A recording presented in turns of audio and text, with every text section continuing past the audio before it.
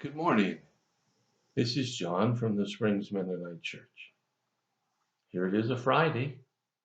We spent the week looking at First Peter. I hope you've learned a few things, or at least I hope you've thought about a few things. There's always more to understand about God than what we thought. And I want to finish up this little series this week in First Peter chapter 5. And we find these words beginning with verse 6. So humble yourselves under the mighty power of God. And at the right time, he will lift you up in honor. Give all your worries and cares to God, for he cares about you. Well, let's think about this for a minute. It says here, so humble yourselves. What does humble mean? Does it mean to think that you're worthless? No. Does it mean that you are always apologizing even when you're not at fault? No. Does it mean that you should never think you have the right to have great things? No.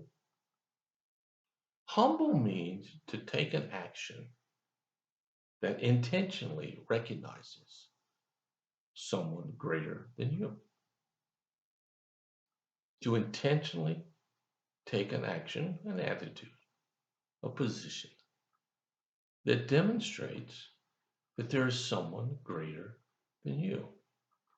Now, in this worldly society, we think of people and their positions in society, whether they're important people or not important people, whether they're rich or they're not rich, whether they are the ones who get to make decisions and the ones who don't. In fact, our political conversation today has a lot to do with who thinks they have the right to tell who what to do. And, and, and the louder people speak, the more they think that gives them credence. Well, Peter says here, to humble yourself intentionally. You choose to. Nobody's going to make you. Humble yourself under the mighty power of God. Now, this doesn't mean that you become a doormat for somebody. This doesn't mean that you think you're worthless. It simply says to recognize that God is greater than you. Now, if you think about it for just a couple of minutes, that really does sound kind of silly. Of course, God is bigger than you. But, see, we live in a world where we are and where it's hard to see God. So sometimes, maybe most of the time, it's hard to remember that in spite of our abilities and our accomplishments or lack of them, that there is a God who's much greater than we are. And so the passage says, humble yourselves under the mighty power of God. Now, that's not where it ends. That's not the last of this statement.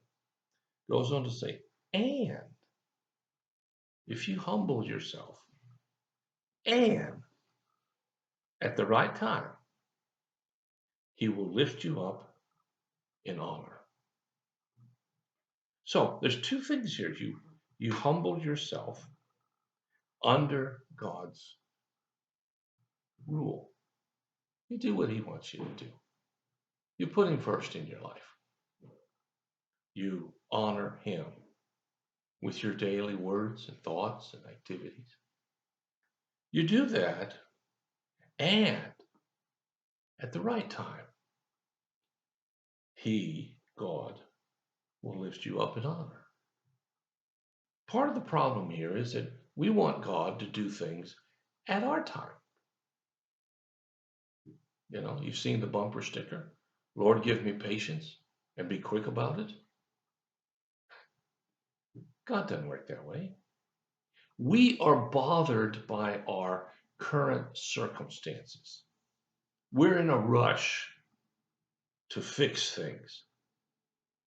And we kind of think that God ought to be in a rush too, but He's not. Because our rush is dependent on seeing time in a very small piece. Yesterday, today, tomorrow, maybe the next day. God sees time in its eternity. So, what happens to me when I'm 20 may greatly affect what happens to me when I'm 70.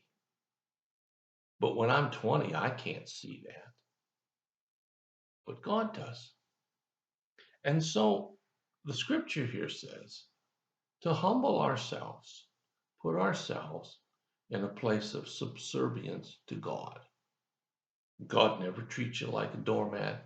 He never treats you unfairly. He never just tries to hurt you. God always acts in love and compassion. Put yourself under His authority. And then, when the time is God's time, He will lift you up. It's a guarantee. It will happen. The hard part is waiting. The hard part is trying to figure out, what do I do before that happens? And so the next verse tells us what to do. Give all your worries and cares to God, for He cares about you. Give all of your worries and your cares to God. So what's included in that? Well, guess what? Everything. Whether it's a small thing or it's a big thing. Give all of your cares and worries. Life is full of opportunities to worry.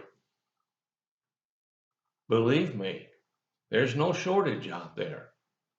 And if you don't have some today, you'll probably have them tomorrow.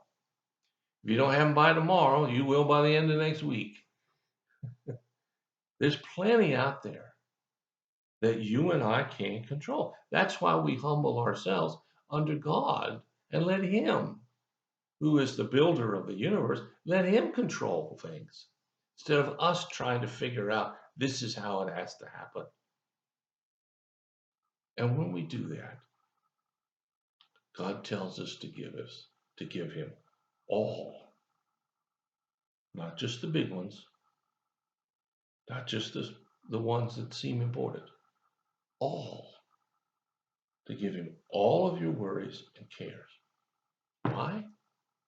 Well, the verse says so, because He cares about you. It's hard for people to understand that there's a God who cares about them. But there is. He cares about me. He cares about you. And He cares today, and He'll care tomorrow. We just have to be patient. Continue to focus on Him and let Him figure out how all this is going to work out. Then, in the meantime, all we have to do is sit back and trust Him. Well, thanks for listening. I hope it's been a good week. I hope you have a great time. And I also hope that you will find God in a new and a fresh way. Thanks for listening. God bless you. If you have a need or a prayer concern, let us know. We'll do everything we can as fast as we can to help meet your need. Take care. I'll talk to you again.